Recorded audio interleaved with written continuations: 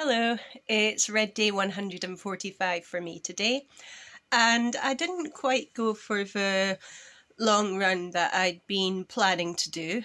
For various reasons, it didn't quite feel like the right week to do that. I don't think I'm fully 100% recovered from last weekend's long run, which I did on Monday. I was a little late with that one.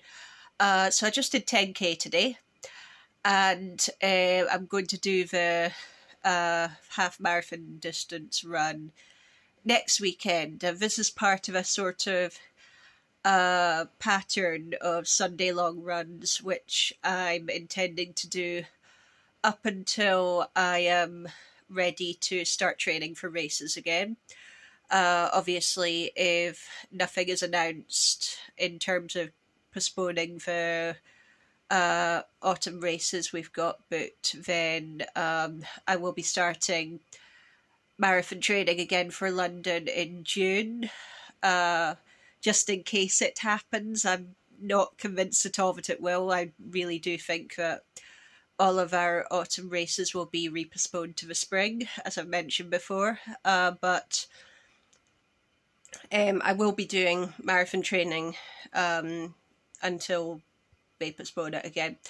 But in general, until I actually have races to train for again, I'll be doing a month-long pattern or a 4-week-long pattern with long runs, where I'm doing 10k week 1, 10 miles week 2, 10k week 3, and half marathon week 4.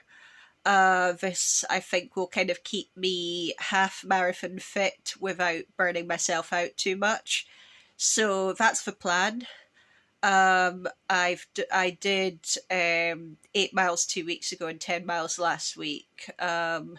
So 2 weeks ago was a little longer than I would normally do on that plan if because I hadn't come up with that plan yet.